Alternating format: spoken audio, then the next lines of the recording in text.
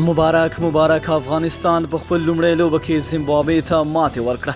ګرانو لیدونکو السلام علیکم، وخت مو په خیر، ستړي مشئ. په بنگلاديش کې روان په 3 ملکي T20 سیریز کې د افغانستان د کرکټ ملي لوبډلې د زیمبابوې لوبډلې ته په 28 رنزونو ماتې ورکړه.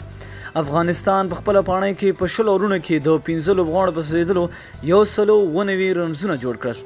د افغانستان تګړه لوبغاړی نجیب الله زدران په 13 بالونو 9 رنزونه، محمد نبی په 13 بالونو 8، رحمان الله ګربز په 40 بالونو 43 رنزونه جوړ کړل. سرچینې وایي په یو وخت کې لوبه سړه وه او په 14 اورونو کې 123 رنزونه جوړ شوي، خو د ډاګۍ په میدان کې یو دم د چکو باران جوړ شو او د شوي میدان نبی او زدران د شپږیزو په باران ولمبول.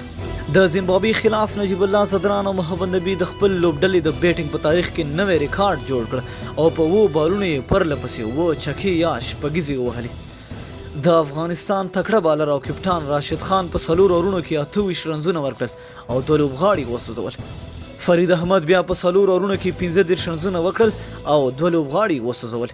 د زیمبابوې په بیټسمنونو کې چکاباوا ډیره تیزه لوبه وکړه او په 22 بالونو یې 42 رنزونه جوړ کړل. هیلر په 14 بالونو 20 او برل په 25 بالونو 25 رنزونه جوړ کړل. د سیریز په دویمه لوبه کې د زیمبابوې کپټان همبلډن مسکزاده د ټاس ګټلو وروسته افغانستان ته د بیټینګ کولو بلنه ورکړه. له مخې د دې لوبې د افغانستان کرکټ ملي لوبډلې په بنگلاديش کې د بنگلاديش له ملي لوبډلې څخه یوازینۍ ټیسټ لوبه د 240 منډو په توپیر ګټلې وه. نو مننه چې ویډیو مو سره تر پایه ولیدله. که چینل ته نوی یې چینل در سره سبسکرایب کړئ. تر بلې ویډیو د الله په امان.